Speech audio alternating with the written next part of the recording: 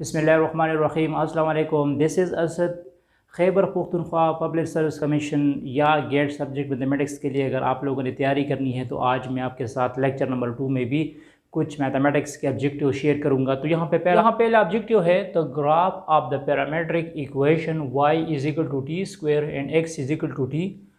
ये किस को रिप्रेजेंट करता है? सर्कल, पैराबोला, एलिप्स या स्ट्रेट लाइन को। ठीक है, तो आपको कैसे अंदाज़ा होगा कि ये y is equal to T square है और x is equal to T, ये सर्कल के ग्राफ को रिप्रेजेंट करता है या पैराबोला, हाइपरबोला या एलिप्स को? इसका आसान तरीका ये है कि आप लोगों ने कुछ इक्वेशन याद रखनी है कि सर्कल का जो इक्वेशन होता है वो इस तरह होता है x square plus y square is equal to a square.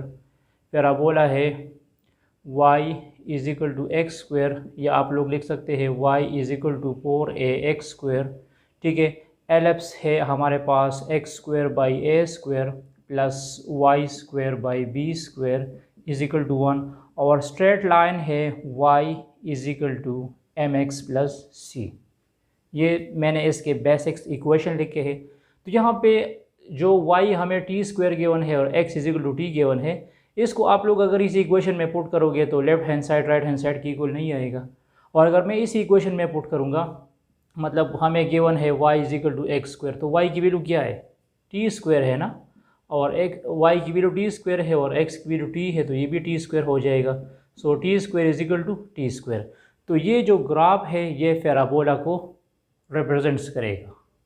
और जो पैरामेट्रिक इक्वेशन ऑफ सर्कल है वो हमारे पास है x is equal to a cos theta and y is equal to a sine theta. अगर यहाँ x की जगह आप लोग ए कॉस टीटा पुट करोगे और y की जगह ए साइन टीटा पुट करोगे तो ये इक्वल आएगा। तो ये पैरामेट्रिक फॉर्म है सर्कल का, ये भी याद रखना है। ठीक है, इस तरह एलिप्स का जो पैरामेट्रिक फॉर्म है वो हम इस तरह लिखते हैं x is equal to a cos theta और y is equal to b sine theta. ये हमारे पास एलिप्स का पैरामेट्रिक फॉर्म है। तो एलिप्स के लिए ये वाला फॉर्म याद रखना है, सर्कल के लिए ये वाला फॉर्म याद रखना है, और जो इक्वेशंस गिवन होगा वो आप लोग किसी भी इक्वेशन में पुट करोगे तो लेफ्ट हैंड साइड अगर राइट हैंड साइड की इक्वल आएगा तो ये इसका पैरामेट्रिक इक्वेशन का ग्राफ बनाएगा। यहाँ ऑब्जेक्टिव 2 को देख लो। F h of x is equal to 3x plus 2 given हो and h n to f of x हमारे पास x होगा, तो फिर एफ ऑफ 2 क्या आएगा? देखो एच ऑफ एक्स हमें गिवन है 3x प्लस 2, ये हमारे पास कंपोजिशन है। तो इसके लिए सिंपली आप लोगों ने ये रूल्स याद रखना है कि f circle f inverse ये हमारे पास होगा x। F circle f inverse किसकी इक्वल होगा? x की इक्वल होगा।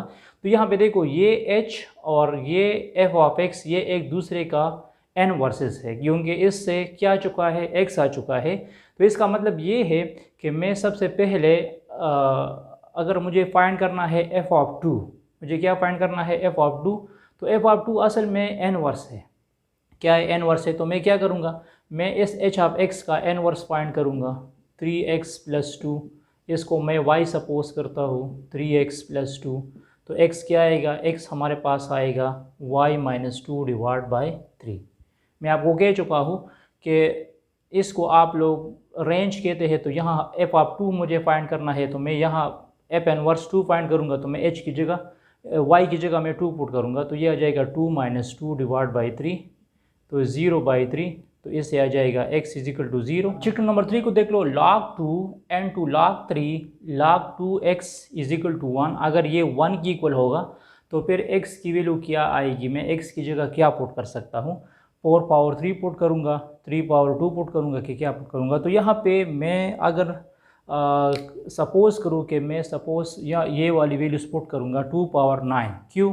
इसलिए यहाँ पे देखो log 2 log 3 log 2 पावर 9, तो ये जब सेम होते, ये याद रखना है कि log 2 इंटू 2 ये 1 की इक्वल आएगा। तो इससे क्या जाएगा? 9 बन जाएगा। तो ये क्या बन जाएगा? log 2, यहाँ पे आ जाएगा log 3 इंटू 9 आ जाएगा। अब 9 को मैं किस तरह लिख सकता हूँ? 9 को मैं इस तरह लिख सकता हूँ log 3 3 होल स्क्वायर, 3 3 ज़ा 9। दोबारा ये याद रखना है कि log 3 इंटू 3 से 1 आएगा, तो इससे 1 आ जाएगा। तो यहाँ पे दोबारा क्या बन जाएगा, log 2 into 2 is equal to 1। ठीक है, दोबारा क्या जाएगा, यहाँ पे 2 रह जाएगा ना, इससे 2 आ जाएगा, तो 2 log 2 इंटू 2 से दोबारा 1 आ जाएगा। तो इसमें हमारा ये वाला ऑप्शन करेक्ट है। ये नहीं हो सकता, ये भी नहीं हो सकता और ये भी नहीं हो सकता। ठीक है, ये ऑब्जेक्टिव नंबर 3 है, वेरी इंपॉर्टेंट ऑब्जेक्टिव है। अच्छा, यहाँ पे क्वेश्चन नंबर 4 और 5 आप लोगों का होमवर्क होगा। क्वेश्चन नंबर 4 इस तरह है, limit x approaches to 0 e power x minus e power minus x divide by sine x, और limit x approaches to 0 4 power x minus 4 minus 3 power x divide by 3 power x minus 2 power x। इसका answer क्या आएगा? आप लोग हमें comments कर सकते हैं। अगर किसी भी जगह पे फिर भी प्रॉब्लम्स हो तो कमेंट्स में आप लोग बता सकते हैं, हम इसकी सलूशन कर देंगे। लेकिन इसका जो आंसर आता है वो मेरे ख्याल में ये b इज़ इक्वल टू 2 है। आप लोग इसको चेक करो कि b इज़ इक्वल टू 2 किस तरह आता है, इसका आंसर 2 किस तरह आता है। और इसका आंसर जो है वो ये है, ln 4/3 इंटू ln 3/2 ये किस तरह बनता है। अगर फिर भी मसला हो तो कमेंट्स कर सकते हैं, इंशाल्लाह इसकी सलूशन हम आपको शॉर्ट वीडियोस में बताएंगे कि शॉर्ट भी आप इसको किस तरह। G2 6 को देख लो, the points at which the curve y is equal to x square minus 4x plus 3 has gradient 2। Gradient असल में कहते हैं स्लोप को, तो स्लोप को हम m से भी डिनोट कर सकते हैं और स्लोप को हम डिनोट करेंगे dy/dx। वो कौन सा पॉइंट्स होगा जिस पे हमारा स्लोप जो है इस इक्वेशन का -2 होगा। तो हम सिंपली क्या करेंगे, y is equal to x square minus 4x plus 3, इसका डेरिवेटिव लो dy/dx is equal to 2x minus 4 आएगा।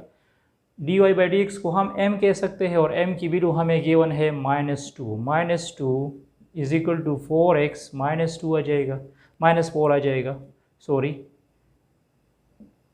तो ये 4 जब शिफ्ट हो जाएगा -2 प्लस 4 से 2 आ जाएगा, तो 2x यहाँ पे पुट करो, x इज इक्वल टू 1 आ जाएगा। ठीक है, और अगर x इज इक्वल टू 1 मैं यहाँ पे पुट करूँगा, ठीक है, तो फिर हमारे पास y की वैल्यू क्या जाएगी, x अगर मैं यहाँ पे 1 पुट करूँगा, देखो तो यह आ जाएगा 1 प्लस 1 से 4 आ जाएगा। तो ये हमारा ये वाला पॉइंट है।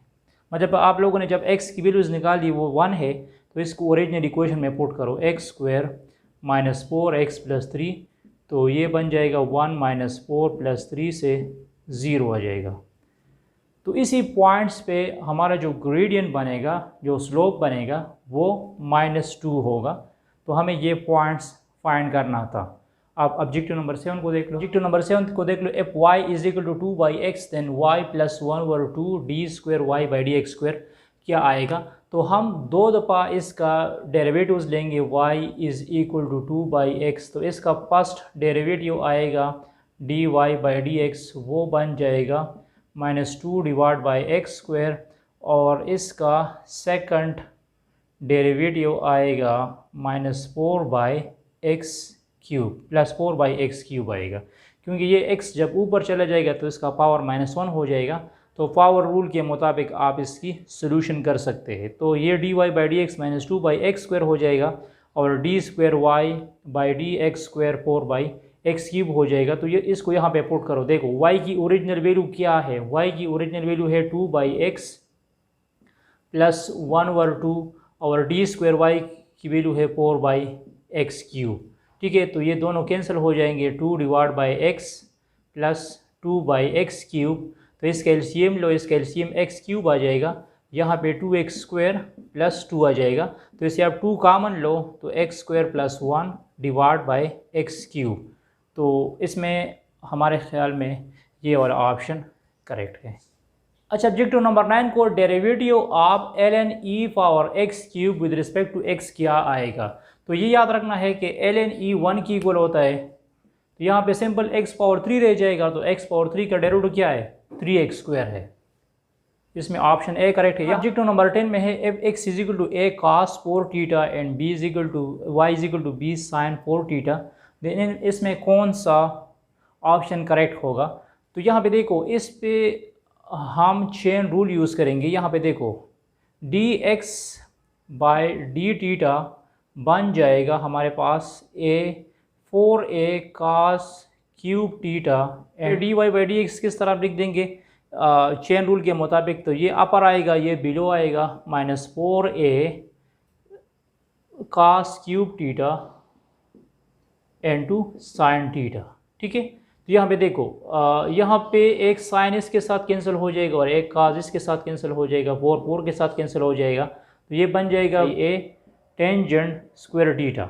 ठीक है, तो ये हमारे पास dy बाई डी एक्स की वैल्यू हुई -b by a tangent square theta, और इसको यहाँ पे पुट करो ये जो इक्वेशंस है। ठीक है, तो यहाँ पे पुट करो dy बाई डी एक्स की वैल्यू यहाँ पे पुट कर दो, आपको अंदाज़ा हो जाएगा कि हाँ ये इक्वल है, तो इसमें ऑप्शन ए करेक्ट है।